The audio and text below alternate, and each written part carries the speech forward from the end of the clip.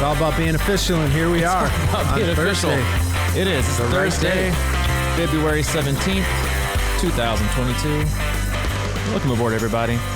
This is the Crushing Iron Podcast. We are episode 557. Didn't even need a pre-podcast board meeting to know that one. Been on it lately. Hope you've been on it as well. First time tuning in, welcome. We appreciate you giving us your time. I know you have a lot of options in the triathlon podcast universe and just podcasts in general, and that your time is valuable. So we appreciate you tuning in today. We cover it all. We do swim, bike, run, specific podcasts. We do race previews. We do race recaps. Sometimes we'll have the occasional guest.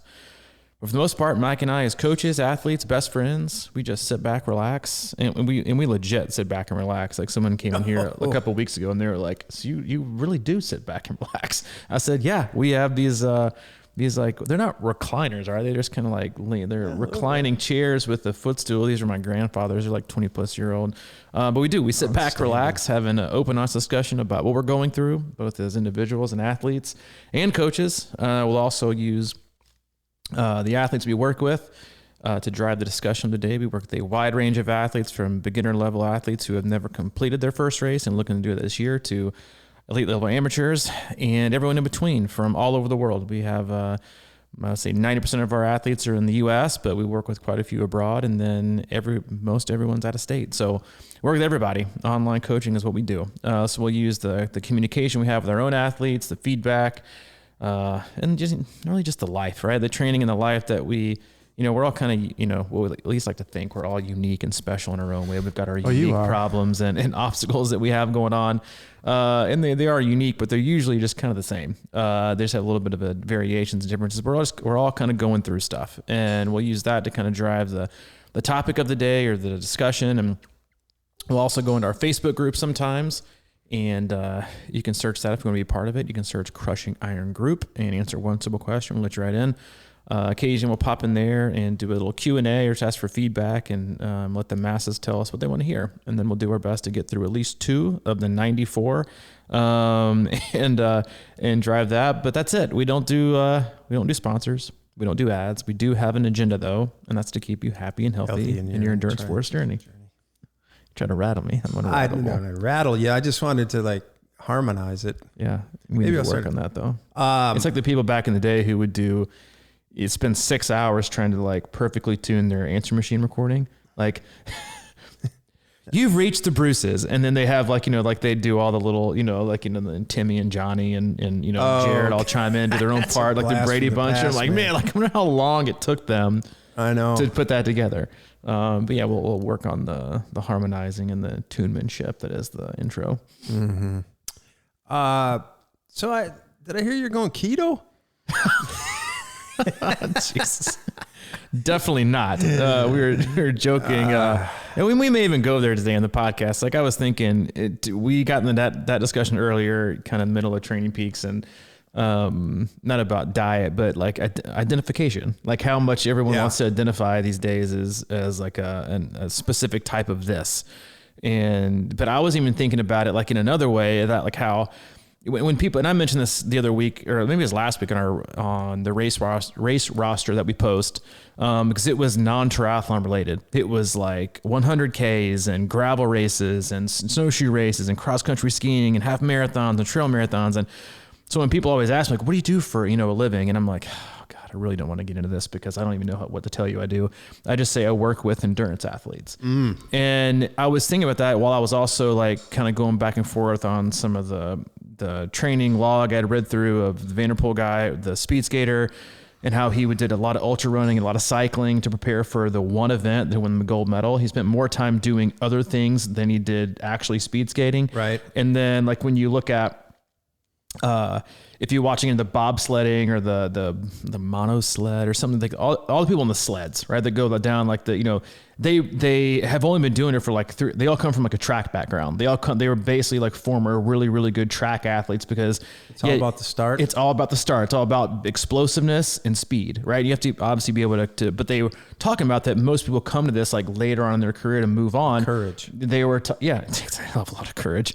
But they were also talking about the guy who won won the 5K and 10K, he was like, he's probably going to go on and do something different, like another totally different endeavor than speed skating. He's like, conquered it, gold medal, moving on. And I swear to God, with the training he did, if you teach that guy how to swim, you probably win some races. But it got me to thinking like how I love like framing it as we should all trying to become the best athletic version of ourselves. And how I sometimes think triathletes get so caught up in just triathloning and being obsessed with swim, bike, run that they're almost fearful to explore doing different things like gravel rides, mountain bike races. Oh, I might get hurt, or I can't go out and play pickup basketball because what if I sprain an ankle, or, I don't want to do a trail race because, my ankle's really weak and I don't want to risk. I'm like, my God, like how much of life we're missing out on, right? Because we have to just preserve this. And I think we even touched on this on Tuesday's cast in terms of using being a triathlete as a way to identify something and how we hold on to that and the amount of stock and responsibility we put towards a hobby, right? To kind of fulfill us in so many ways. And then I was joking with you about state of confusion and like, you can't even order a meal now. People are like, perfectly fine meals. I'm like, well, that's keto. You're like, what? It's just a meal, right? It's just a really good meal. Why does it have to be keto friendly? It's keto friendly, right? Why does it have to be that? Why can't it just be, that was a really good meal? Oh, it's keto. Like, well, it was really fucking good too. Like that's all you really got to know, that it was good. But how we are like obsessed now with labeling everything as something. And I think from an athletic point of view, I think triathletes would be so much better off feeling confident and honestly like encouraged to do and participate in different sports, right? I talk about this a lot with, the athletes that ask about like, trail running.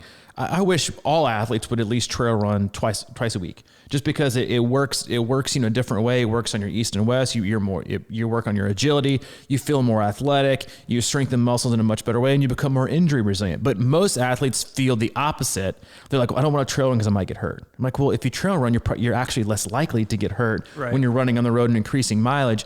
And so I think there's this kind of low level fear of branching out, going back to the identity piece of, well, then what do I call myself, right? What if I'm just do triathlons, and this year, I'm doing gravel races, but I'm still a triathlete. I'm like, what? I mean, why don't you just call yourself an endurance athlete?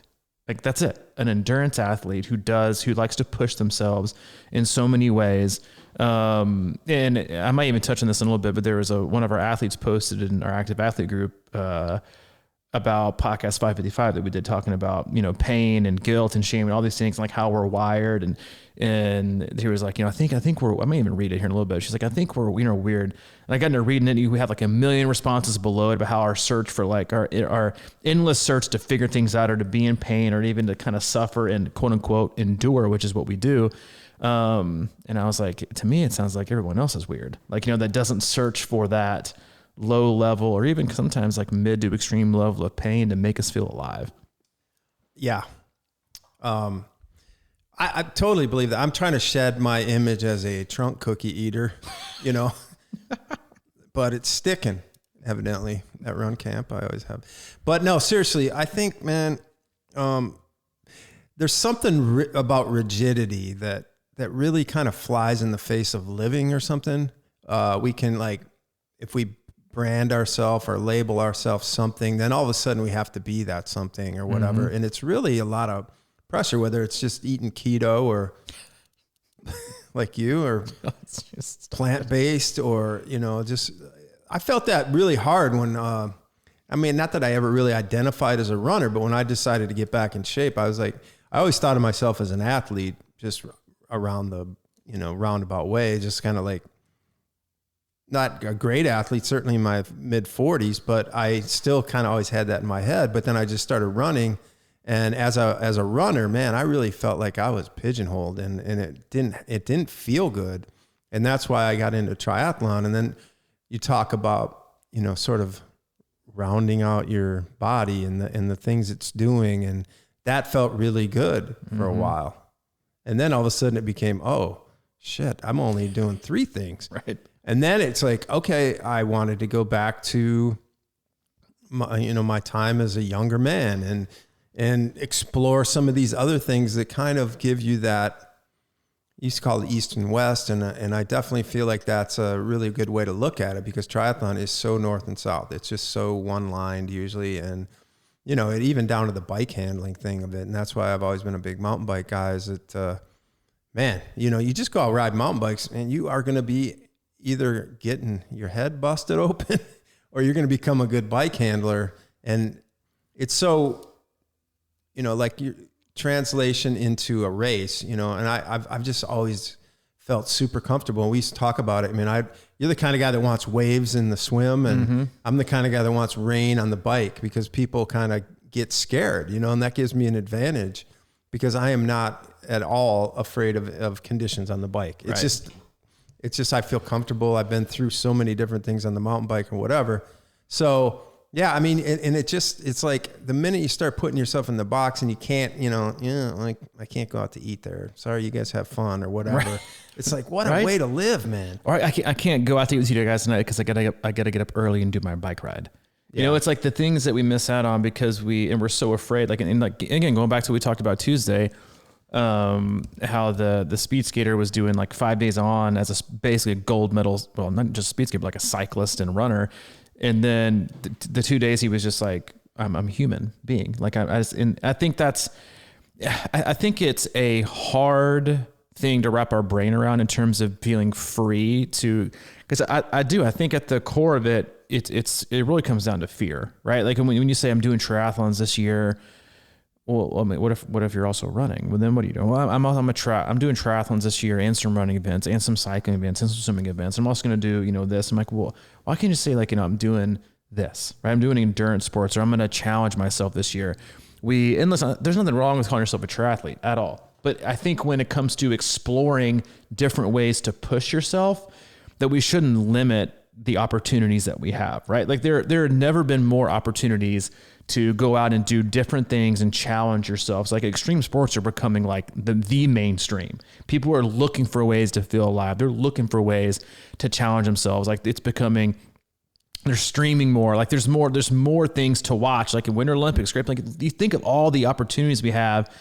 And when you think about limiting yourself to only being allowed to do this, this, and this, I think you really do miss the point, right? Of pushing yourself. And also I think you miss out on the opportunity to create more fitness by doing different things and different kinds of fitness, and how, and the fear that I know a lot of athletes have that fitness doesn't translate, right? They're like, oh, well, you know, and I've had this discussion, and we've mentioned a few times, even like, you know, runner will have to take a little bit of time off or whatever it is, you know, like we had an athlete that did run camp, stepped off a curb wrong a long time ago, and it's really been struggling to kind of get back ever since. And then busted out a trail half marathon at camp because they've been cycling and swimming a ton, right? Because and I think that fear of fitness not train, well, it's got to be cycling specific, you know, fitness, and it does. But going back to kind of what I said at the beginning about us all having like the same type of problems, are just different, like, you know, specific things. Or like we're all struggling, right? We're all going through stuff, and we've all had these obstacles we have to kind of really, really focus on. But when it comes down to fitness is the same way, right? It's like you train a lot. Like take a guy who just won the gold. He spent more time cycling than did speed skating, right? Mm-hmm. So it's like fitness translates, right? And same thing goes for life, right? You go through one life obstacle and you conquer it. You become, you know, you feel more courageous. You become more resilient. You're more of a problem solver. You understand the feelings and emotions you're going to go through. So the next time you encounter a problem, you're like, okay, well, I know how I react to problems. I know how I react to obstacles or trauma or you know, big, you know, unwelcoming life circumstances. You're not like, oh, well, you know, I got fired from my job and this and this and the next back. Like, well, that's hard, but I only have experience in losing my job, so I'm not really comfortable with how I'm going to handle this next thing. It's all about experience, right? It's all about life. Fitness is so much the same way. 80% of it translates. 80% of it, at least for most people, translates. It translates over. Yes, there are some specifics that have to be tuned to, you know, obviously like swimming fitness and run fitness are very different. It's a more technique based. Same things from cycling to running. For running, you have to have more durability, but it translates. And so if you want to become the best athlete, right? Because I'm all like, you and I've talked about, like, I'm all about having options and to give yourself options to do things to look at all the things that we have available to us to do, to push ourselves. Don't limit it to swim, bike, run, or just in that order of doing triathlon, right? Look at 50Ks, look at gravel rides, look at 10-mile swim races, look at cross country skiing. Like, that's one of those things. And I think you and I both were the same in this, was like, I never tell an athlete no. And they're like, hey, I'm thinking about doing this. I know it's not triathlon related. I'm like, then go for it, right? Because it keeps you, I think it keeps your appetite kind of satiated. You're like, all right, I want to do this. Because if you hold people back and you hold yourself back, there's only so much love and only so much effort you have to give towards a sport before you start to kind of like lean out of it. And if you haven't provided yourself opportunities to gravitate or enjoy another sport or another, endurance event, then you're going to be out of sports, period. And that's when I think it gets scary for athletes. Mm. Let's talk about perfectionism. I think about what you were saying right there really hit me, because it's sort of like, 9 years in a row, I've kind of done triathlon, and I've always had this thing, right? About, I want to get in yoga. I want to do I always have that kind of like, but there's a fear of, not really perfecting sort of, cause I've always felt like I haven't really hit my peak in probably all the, swim, bike, or run. And then you have this thing about, well, I got to really work harder at it. And deep in your soul that it's getting harder and harder to do, period. And like, I think of being, that quest of perfectionism in triathlon. I think it becomes easier and, not easier, but just even more attainable, even though it's impossible to attain perfection. But if you are rounding out your life in a way, like if you are doing things like that are different, because I think you can only get, you can only get so good just doing one thing over. Like, I'm trying to think of what the example would be. Like, if you're trying to perfect English, I think you'd be a lot better at English if you'd studied another language or something. Some kind of like supplemental thing. It's sort of like, in like Jordan in basketball probably did, he did so many different things, whether it was, he golfing and just the workouts he would put himself through and just the different ways he went about it. He wasn't just quote unquote working on basketball fundamentals or basketball strength, like we always say. It's just like, what else can you add to sort of complement and supplement? And I think overall, if you're more well-rounded in general as a triathlete and more capable of, being prepared for stuff that you don't expect, for example, like if you're always on a trainer and you're trying to perfection, get the watts up and get your FTP up there and really like do that, but then you can't ride when it is raining or it's windy. Like, you know what I mean? It's like, you have to be well-rounded to reach a perfectionism of sorts, because, and it's like us in business. We don't, study business 24/7. We study like people. Shocker. We listen and we go with our gut. Yeah. We were just talking to a guy earlier about, our lack of accounting skills and shit like that. But that doesn't mean we can't be good at business. You can, it's like you can only get so far. Like, I don't know, like a scientist I would think of as somebody that would study and work and just be in their problem the whole time. But if they had a little more people skills or something, they might be a better scientist because they're a better listener or whatever the case may be. You can relate to more people. and listen, like that's... and we've mentioned this quite a few times, is like, you are a sum of your life experiences, right? Like that's what makes up who you are. Everything you went through in life, every great thing, every terrible thing, how your parents raised you, the jobs you've had, the sports you played, the things you've encountered, how you dealt with this, like, all these things have brought you to today, right now, this very moment. You're the sum of all of that. Right. So when it comes to like athletics and sports, it's the same thing, right? You're better if you do more. You learn. Like, people always ask me, well, what kind of certification do you have?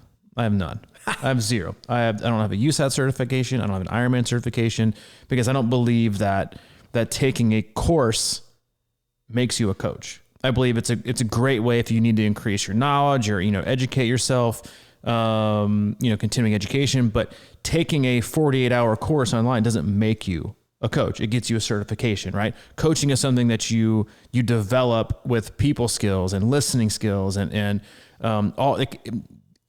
experience, right? I'm like, oh, well, I've been doing this for 10 plus years and work with probably like 500 plus athletes.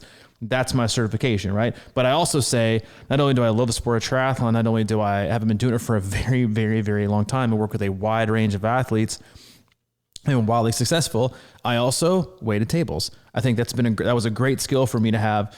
I mean, you hear everyone say this. Everyone should wait tables at some point in their lives. Everyone should work in the hospitality industry because you learn so much and you learn how to deal with people.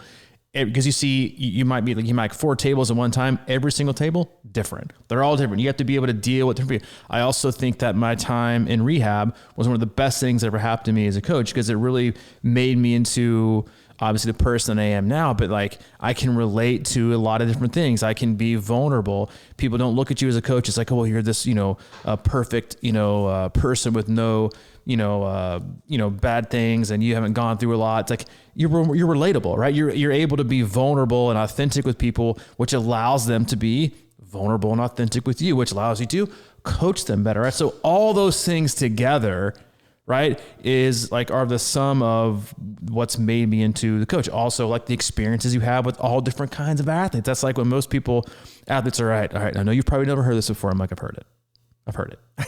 Seen it, heard it. Obviously there's new things here and there, but most part, it's all experience, right? And that's why I always encourage athletes to pick up new things, right? Because like do a 50K, do a 100 mile, do a 100K, do a 4-day gravel stage race, go swim the English Channel.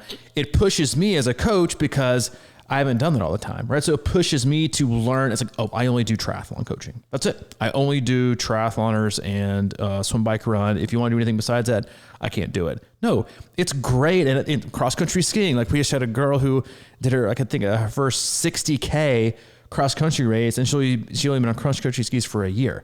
She's like, what do you think? Should I do it? I'm like, yeah, let's do it. And I think a lot of it goes to be fair, I think a lot of coaches don't want to go that direction because it's scary, right? Because you're like, well, what if I don't really know enough about that? But like I said about fitness, it all translates. And to be honest with you, like the majority of all triathlon, like polarized training and pyramidal training and 80-20, they all got that from cross-country skiers in Norway. So if like do you want it, it's all the same. Okay. It's all the same. But what it does, it forces you to learn and it challenges you in different ways and to think differently, which again is like not the way the world is going. No one wants to think differently. Everyone wants to just search and find things that affirm the way that they think already. It's great to challenge yourself on how do I think about this? Or is that really true? Or ask yourself, why do I believe that? Right? Why do I really believe what I believe?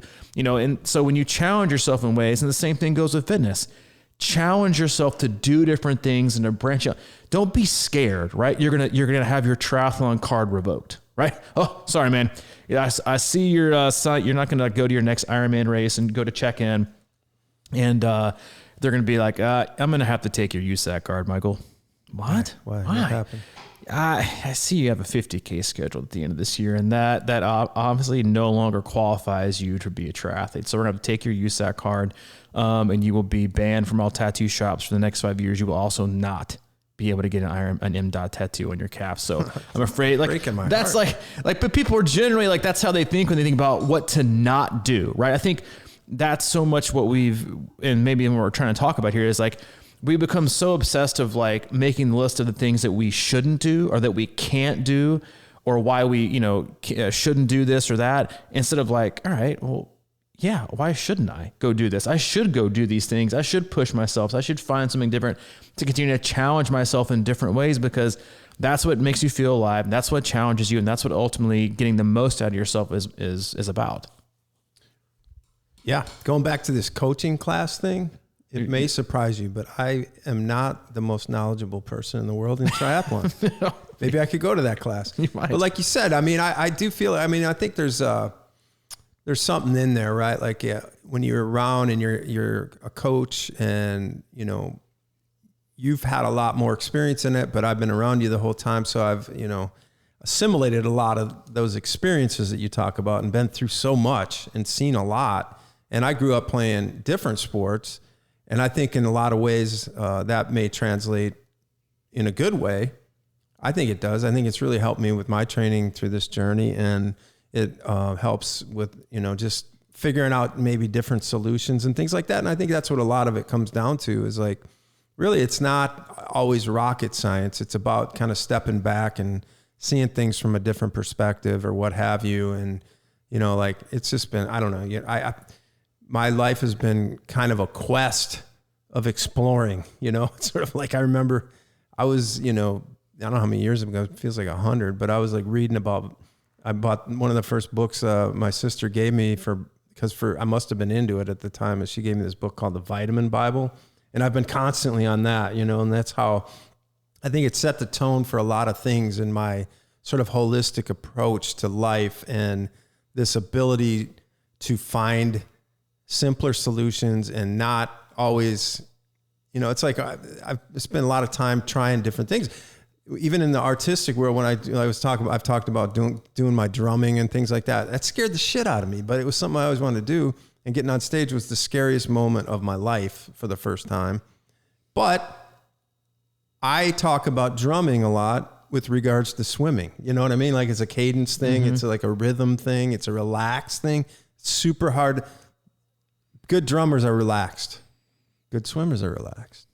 It all translates and it has like its crossovers. And I think that there's a lot of interesting things like that. So it's very hard. Like, if we ask ourselves, what are you, an endurance athlete? I guess so, but it's not really that simple. It is. It's about, and kind of going back to the beginning, putting yourself in a box, whether it's a keto box or a plant-based box or whatever like that. It's like, why?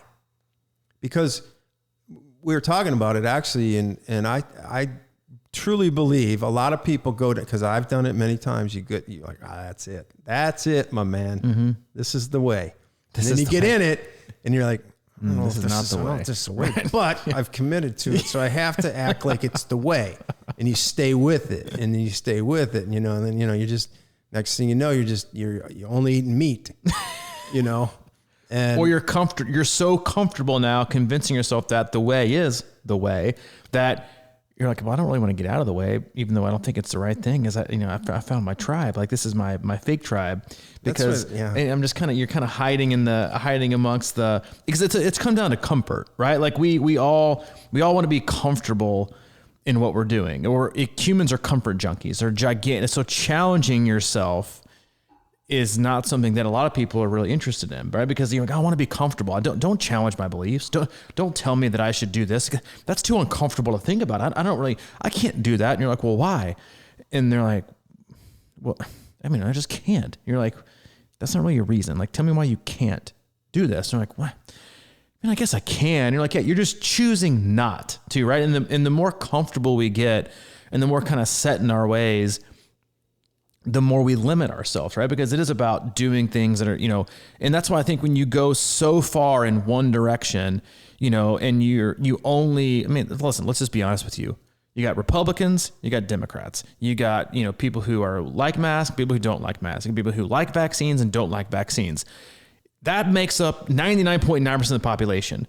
The other 0.1% of the people are like, I'm just kind of in the middle, right? I'm just kind of like, I'm a little bit of this, I'm a little bit of that, I'm a little bit of this, I'm a little bit of that. But that's not a comfortable place to be, because you kind of have nobody, right? You don't really have a team, right? It's like you aren't really like, I kind of remember feeling my freshman, sophomore year of college, I was not, there was no, and this is nothing against fraternities and sororities, I'm sure they're fantastic.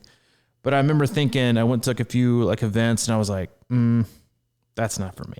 I don't want to basically pick all my, and this again, I'm gonna get lots of feedback from this. I was like, I might jump you here. I was like, I don't, were you in a fraternity? Yeah. No shit. Yep. I don't think I knew that about you. Yeah, it's on the down low. Oh, but I had, I always thought that was a C26 paddle hanging up there, but I guess it wasn't. It was, what are you, Kappa, Alpha, Sigma, Chi, Beta? Phi Sigma Epsilon, actually. Oh, that's what that tattoo is on your lower back. I knew that was my tramp stamp. It's really an interesting story. I agree. I kind of agree with that. It was just a weird situation. It usually is kind of I think a lot of times we get vulnerable and kind of fall into it. It's like, you lonely, young man? I thought you joined this cult. It was a little bit like my that. Kool-Aid. Yeah. I went to college with about like 10 buddies from my high school, not on purpose, but it just so happened. And we were all up there, and that semester, 8 of them dropped out. It was like, we had a great first semester. And then all of a sudden I was like, holy shit, I don't have anything. And then one of the guys that I knew up there was in a frat. I'm like, yeah, I'll go hang out. You just party for free for like, a year. And then it's like, hey, what do you think? You guys are pretty cool. Next thing you know, you're going through something that I could not even explain. Right. Yeah. They don't allow that stuff anymore. The Hell Week. Yeah. I'm definitely still scarred by it, but I'm so glad I went through it because it's absurd. Yeah. It is absurd. And I would love to talk about that at some point, and maybe not on here, but the stories are unbelievable. But yeah, so I agree with you. Yeah. I mean, everybody kind of wants to have that, it's and how it safety, kind of, right? It's safety. You feel safe. We were talking about it beforehand. It's like, you want to feel like yourself, right? Like you don't want to have to be guarded. And I think so many things about life are guarded, it's like whether you go to work, you say one wrong thing to the wrong person, how can that feel good? How can you go through 8 hours a day at your job when if you say something wrong, you piss off your boss, you might get fired. I remember that feeling when I was in corporate. I felt like I was going to get fired every day on a low level, other than like after maybe I won like a award somewhere or whatever, like, oh man, I can rest on that laurel for like a day. And then next thing you know, my shit wasn't good enough. Like, Raleigh, just because you won an award doesn't mean you don't have to show up to work today and give it your best. I'm like, oh, here we go again. I know it's but I mean, it was sort of like being in the media for one was just like a pressure cooker as it was. Cause it was always like deadline after deadline it's like creativity meets a deadline. And there's nothing worse than that. And then you just got to kind of hope it all works out. And like I said, I think last podcast or something, I was always worried about making a mistake on air and somebody seeing it. And it was just, I really did feel like that. So I think a lot of people feel that way though at their jobs. Right. And I think at one point, the best way I got to deal with that was like, I don't really need money. I mean, like, who cares? If you can kind of like, whatever it takes to get your mind in the right spot. Yeah. Of like, it always works out, but we always fear like it's not going to work out. We always, thinking about the future, right? Like if I lose this job today, I won't be able to save for the next 4 years and then retire or how's it going to mess up a cushion? How's it going to mess up? And we get that question a lot. If I play hockey on Sundays, is that going to mess up my race? You're like, no, like if anything, you need some socialization, right? Get out there and hang out with your buddies and do something. Like, no, it's not going to hurt. You're saying, well, I've got, thinking about doing an Olympic distance 3 weeks out from race. Is that going to really, be a detriment to my, no, just shut up and go race. Like go do it. Go race, do whatever it is, have fun. It's like, but you said, let's say we're so terrified and stressed about whatever it is that it's not comfort, right? We're scared, right? We're coddled in our own little like safe bubble of doing absolutely nothing because we're afraid we might mess something up, right? Or we might do this, or we might offend somebody, or we might, whatever it is. It's like, so we just don't do anything, right? The safe spot in life has now become, well, I think it's 2 different camps really, because extreme sports and like doing things like people are doing now more extremes than I've ever seen in my entire life. And I think so you have like 2 ends of the spectrum. You have people who are like, you know what, I think I'm just going to, pack it in and I'll see you guys in 10 years. You're like, all right, well, see you later. Yeah. And then the other camp, it's like, you know what, F it. I'm going to quit my job, move to a city that I love and go back to being happy. And I don't care what it looks like and what you think. I'm just ready to get after it. And you're like, there's really like not many people in the middle. I mean, there are, but we do. I think it's just, and it's in sports too. And like we're so afraid to like branch out like, oh, well, I gotta be this and I gotta be that, or I already signed up for this. I know it doesn't fit in my life this year, but damn it, I am going to be a triathlete this year, even if it makes me resent every swim stroke and every pedal on the bike and every time I put on my run shoes. I'm doing it because I signed up for that race and I swear I'm not going to lose that $700. I might lose my mind for the year and I might hate triathlon for life and I might be a miserable human being to be around, but I'm going to do it. When you could be like, dude, why don't we just, run this year and just kind of like let things simmer down and fit, things better into your life and have fun. And guess what? You can still get fitter. Right? You can still be healthy. You can still maintain and gain fitness and you can kind of enjoy your life. Like, I don't know to me, but that sounds like the win. No, signed up, got to do it. And you're like, listen, it's not about being tough, right? It's about being smart and playing the long game. But I do like it. That's what I was like going back to the fraternity stuff we're talking about. I was like, I don't want to like pigeonhole myself with like these people, because basically that's going to be my friends for like the next, well, for me, the next 2 years, but for most people, the next 4 years. I was like, it wasn't comfortable. So you kind of felt like you're on an island. Like I didn't have as many friends. I didn't have like go to the same. I wasn't invited to the same parties because I was an independent, right? I was damn independent. That's what they call them. Yeah, so GDIs. It was like I wasn't independent. I was like, I'm not doing that. I'm not doing the independent. I'm not doing that. I'm good at being independent. But what it does is it really minimizes your opportunity to connect with people by the mere fact that you're like, I just don't want to connect with these. There's already 10 of them, right? So you got to pick one to feel more, in. And I think when it comes to athletes and fitness and training, like go after it with being like, I want to be the strongest, fittest, most durable athlete I can be. And one year there might be swim, bike, and run. One year might be just running. The next year might just be cycling.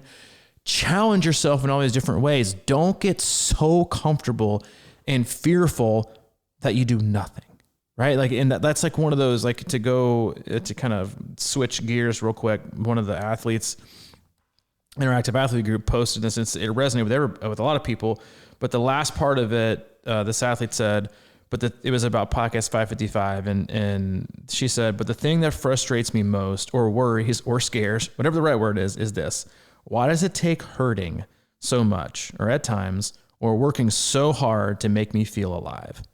I mean, how come I just can't sit on the beach and that be enough? For whatever reason, it never will. I need the pain, the discomfort, the fear of failure to feel most alive. It's weird and it makes no sense to most who are around me in my day-to-day life, but I thought you guys might understand a bit more, so I wanted to share this vulnerability in case someone else feels this way, and if not, then I guess I really am weird, but I'm coming to terms with this more and more as I get older.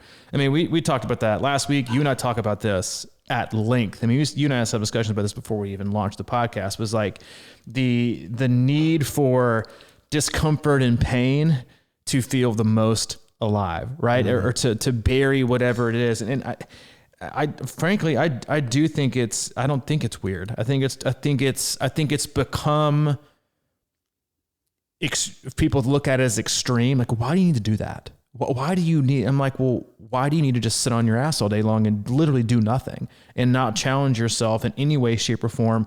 Why has that become the standard? Right? Why is becoming so comfortable with your life in every way, shape, or form that we're all terrified to do what we love and to reduce stress or to do different things? Why are we so obsessed with literally doing the same thing over and over again when you can walk down the street every day and 90% of people you come in contact with are straight up miserable? Like with everything. Yeah. Why has that become the standard of which we like met? And the people that are outliving their life are doing these things, we're like, oh, those people are crazy. It's like no, they're not. They're alive, right? They're feeling alive. Like, and that's the point of endurance sports, is to grow, right? To me, the endurance sports is until you stop, it is never ending self-exploration. You find more out about yourself than you ever will doing nothing, right? By doing something. And you can call it pain, but it's discovery, right? It's what hurts and what doesn't. And it's how I react when things hurt, or it's dealing with life in a way that it's not punishment. It's not crazy. It's living, right? And there's just, I think we become so lazy and sedentary as just humans these days that it's now become like, well, you guys are rebellious, right? You guys are crazy doing these Iron Man things. Like, what are you doing to your body? Like, what are you doing to yours, right? Because everyone that's ever said that to me is a couch potato, right? They literally like they might look like they're fine or look fresh. I'm like, you're like the most weak, feeble, like non-interesting person that I know, but that's fine. Judge me for what I'm doing. But that has become the standard. So it makes, I think, and we had tons of comments. Actually, it's an outstanding thread about, and vulnerable and honest about how we look for pain to feel alive. And I don't think it's that we necessarily look for pain or look for discomfort. I think sometimes we do. I think everyone does. Like you've talked about it. I've done it a ton. I still do it. Sometimes it's more about finding life, I think, than it is digging for pain, right? Or trying to feel alive, because I think the more we remind ourselves what it feels like to be in a lot of pain or to feel awesome, you have to know both ends of the spectrums. Like, and I mentioned this before, I don't think I'd appreciate life half as much as I do now if I hadn't gone through what I've gone through. Like, don't think I'd be nearly as grateful. And I think that same thing applies to the amount of effort and pain and commitment and the stuff that we have to go through to achieve the things we want to achieve. It takes a lot of effort, and it's not weird. It's just that 99% of the people you know aren't willing to do that. They want to be comfortable and they want to be fine. First of all, I think that was a really great post, and just even doing that, I think, has to feel good, right? You know, when 100%. Like being vulnerable like that. I believe that as humans, we're kind of hardwired to do what we're doing. And I think that's the dilemma, right? Is that society has become, you know, so easy in a lot of levels. Everything's at your fingertips. You don't even have to, you know, I grew up in a day when you had to drive down to the electrical company to pay your bill, you know, right. or whatever, or, you know, you had to do shit like that. Mm-hmm. And sometimes I miss that because everything seems so easy right now that it gets more and more complicated on a lot of levels. But I think as human beings, we're hardwired in the sense where, you know, when things weren't so easy, when you had to go out and get food and do your chores and do stuff just to survive, I think that we're fighting that sort of history in our DNA, but it's conflicting with the people you see on the couch who, honest to God, this is the catch, I think, so many times, is that they defend their tribe to know, you know, at all costs. It's like, why are you doing that? I mean, it's just sit around. But I know when you sit there, you get that feeling like, man, I should get out there and do something. Because I know a lot of friends that come up to me and say I'm crazy for doing what I do. And then the next time I see them, they're like, you know, yeah, I really need to start getting on the bike or doing some exercise. And you could, because they're getting heavy or whatever, you can tell something's going on in their life, that the most important thing in your life at some point is going to be your health, right? And suddenly, you know, as you get older and you're not doing anything, you're not training or working out and things like that, you know, what an interesting thing that happens, I believe, is that not only do you not feel as good, you start noticing shit like your motor skills aren't as precise or whatever you want to call it. It's like, you know, like when we went out shooting hoops or what, you just feel a little awkward. Yeah. You know, your coordination starts feeling a little bit more and off. And to me, that's like a huge motivator. You know, whenever I start, you know, kind of wondering wait a minute, I just stepped over there, like without, you know, like I was a little bit off balance, whatever it is. Those are the things that motivate me, because I do not want to, you know, get to the point where you can't like open a jar of pickles, you know, or stuff like that is like really scary to me. But I do think that it's a hard conflict, because, you know, some people definitely go one too far the other way. It's like, I want to be hard all the time and make everything feel pain just to feel. Whereas, you know, I think that's what's always been my fascination with just meditating and just being able to kind of sit in the moment and feel at peace with that, because, you know, feel alive, not doing anything. Like how powerful that is, you know, but it's much more productive, or like you can definitely get a sense that you're actually doing something when you actually go do something, you know what I mean? So like, you know, I was saying that one day I ran out and ran 16 miles because I just had to feel something. That's not a good spot, you know? So like, how do you, you know, kind of wallow back and forth between it's okay to just sit there and feel good versus you need to push yourself a little bit. And one of my athletes was saying that they figured out that, you know, getting up and actually moving before you do anything else is like a good solution to a lot of problems. Yeah. You know, it kind of sets the baseline for the day. It gets your body moving, your blood flowing and your heart pumping and that kind of stuff. And then all of a sudden shit doesn't seem as hard. But if you wake up and just start the day with 18 cups of coffee, then you're in a hole. What about 2 cups of coffee? Or 2. Okay. I don't know about 2. Yeah, I don't. I personally, I'm not going to trash because I drink coffee still, and it's been a lifelong question mark, because I can't I'm not good at just having one or two. Yeah, me either. You know, it's like your face. Why do people even have one beer? That's the stupidest thing ever. Yeah, it is. It is but dumb. It's hard, but I still contend that I don't believe getting up and going right to coffee is probably, I think it's a bad thing. Disagree. Well, you're younger than I am, young man. So we'll see how that pays off in 10 years. Might not pay off at all. I might be shriveled up and on a walker. Well, that's the thing, right? That's right. Well, if it is, you I'll don't blame notice it on. that shit until one day you're like, Yeah.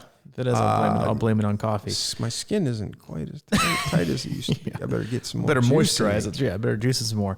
No, I mean, we can end it there. It's just, honestly, push yourself and don't confine. Like, don't give yourself one alley in life to be successful. Like, pick a couple of different alleys, like an alley here that leads to swim, bike, run, an alley here that leads to, running, an alley here leads to, cycling, an alley here, swimming. I mean, an alley here is to challenge yourself with a new book, right? Or something that's more challenging, like, or basketball, like challenge, like you said, like your motor skills, your hand-eye coordination, like all these little things. We love challenges, right? So don't minimize, create all these little alleyways to be successful and to find new fun things to do that kind of keep you spry, right? And kind of keep you engaged, because when you stop becoming engaged, that's when you just start to fade away and you get used to just being fine and okay and not pushing yourselves. And well, it's really a lot more fun to not push myself, Michael. I like to keep things close to the vest and play things pretty calm and safe. I don't want to go out and stump my toe. I'm like, can I for us and go do something, right? So and again, it's become like a huge excuse to not do things now. It's like the most popular thing in the world. Look, don't be that. Get out, do something, push yourself, have fun, explore. Listen, if you're the person that is afraid or tells yourself you can't get on a mountain bike because you might get hurt, you can't play flag football with your friends because you might get hurt, can't go play hockey because you might get hurt, all these things, like, not only do what you love, but do what makes you feel alive. And the more things you have in your toolbox that make you feel alive, the better off you're going to be, and the farther away you can be from feeling like you're dying, right? It's like, the more opportunities you have, the more people you can surround yourself with that make you feel alive and feel empowered and feel authentic, and to laugh and smile and go out and go for runs and rides with literally no other expectation than to just enjoy life. Enjoy, right? Enjoy it. Like, that is what it's about. And so go find that. Hopefully this podcast helps you find that. And also find your way to our website, c26triathlon.com. It's our one-stop shop for all things coaching, camps, and community. Do a little shopping. If you want to support the podcast, buy some gear. We got coffee mugs, swim caps, long sleeve shirts, short sleeve shirts, sweatshirts, you name it. If I named it, we got it. So go on there, check it out. If you have any questions about anything, you can email Mike at crushingiron@gmail.com. Or if you want to get a hold of me, you can get a hold of me at c26coach@gmail.com. Can I bring up something real quick about our mailman? The discussion I just had. Yeah, I mean, it's on the lines of shipping gear and stuff like that, but I found it interesting. It may tie. I ran into our mailman outside because, that's a long story. I won't go into that, but we talked for quite a while. I find the guy fascinating. He was like, man, he was telling me about how big of a problem it is that he called them porch pirates. People steal stuff. Yeah. And he said, it's just unbelievable out there, for one. So most apartment complexes or areas like ours are starting to build rooms with secure mailbox situations. And that was part of the conversation. But one thing I talked to him about was how they're going to be, I guess UPS is dumping Amazon or something like this at some point, and now they're going to be taking the load of that. And he said one of the most interesting things about delivering mail and stuff in packages, because he said they don't deliver mail anymore. Really, no one sends letters, and it's all packages people about for him. Paperless billing. Yeah. So he said he's just fascinated though by the concept that in these rooms, how long packages sit there because people forgot they ordered shit. He said that's like a massive thing in the world. Yep. People impulse buy, and then they totally forget because the shipping slowed down a little bit. So it gets over 3 or 4 days. You're like, you don't even remember it anymore. 3 or 4 weeks. What the hell is this? Yeah, I know we said it. I know we said it was in stock. but just after you hit purchase, right? We took your money.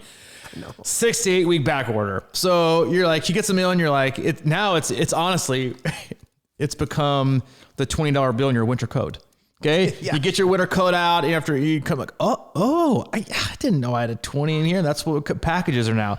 You get somebody doorstep and you're like, what? I didn't order anything. And you're like, oh yeah, back for Christmas. I ordered this and never came in. Well, Merry Christmas to me, right? Yeah, right. It's like having, it's spontaneous. Brings people joy. I'm not a big package purchaser. But, it's just funny because it's probably one of those things where it's like, we need a humidifier. This place is too dry, whatever. And then you forgot you ordered it. And then like 6 weeks later, summertime rolls around. You're like, God, it's so humid in here. And you're like, good thing we got that humidifier we ordered 9 months ago. Yeah. But I don't know. I just think it's something to be said for that quick fix thing. It was just interesting to hear that it was like a real problem out there and how often. I mean, I do that shit all the time. It's like, what is this? You steal things off people's porches? Oh yeah, steal it. You don't have a porch. I don't have a porch. You're in a safe, secure building. I don't steal things, man. I stole a candy bar once when I was a kid, and it really hit me home. What kind of candy bar? Well, it was, it was, I don't even remember. Actually, it was probably more like finger candy type, like, like a Tootsie Roll. Or little things. I know what you stole. I think I was walking around the store. I didn't even realize it was. I bet you stole a caramel. You're a caramel guy. Oh yeah, big time. But I remember walking around in the store and I just was like putting shit in my pocket because I was like probably 6 or 5 or something. Freeloader. And I remember the guy confront me outside. He goes, "Young man, where are you going with my, supplies or my candy? Supplies. Where are you going with my supplies? That's my late night fix you're taking out of my pocket." No, but I was like, "What?" And he goes, "You're stealing." And I was like, oh shit, I didn't even know what stealing was. And I had to give it back. And I don't know. It was just a weird thing right now. We used to run, because that was when we were like 6 years old, running around the neighborhood, doing shit on our own. And stealing apparently. Buzz's Wildcat was right down the street. We just walked in there and I was like, there's candy everywhere, man. This is gold. So you just took it. I paid for a couple or something. I don't know what the hell. I know Ann raised you better than that. Oh, I know. Yeah. I mean, it stuck. Did you get whipped when you got home? I never told her till now. She may or may not hear this, but she probably will. Be in about 6 months. It'll be like a package. It'll be like in 6 months. She'll be like, Michael, I didn't know you stole from Bucky's down the street. Bucky's Buzz Candies, or whatever you called it. Buzz's Wildcat. Buzz's Wildcat. No, I mean, seriously. Sounds like a strip club. Yeah, it does. It may have been. It probably is now. Point. Yeah. Well, don't steal anything from there. I don't know, man. No, she raised me well, I think. I mean, I don't like stealing like that. I mean, I would rather lose. To keep you guys up, he looks very uncomfortable right now talking about his life of theft. I'd rather lose a bet than find out the guys that were beat you were drafting. I think that was a shot at I'm not even gonna say. Oh, shots fired for Chat 70.3. I got some intel the other day. Oh, did you? Oh yeah. Oh gosh, here we go. Fighting words. Chat 70.3 is gonna be for you folks. It's gonna be lit. We hope you enjoyed the last part of this podcast where we talked about stealing candy, porch pirates, and Mike's drafting accusation. So that's all we got. We'll see you on Monday. All right, see you.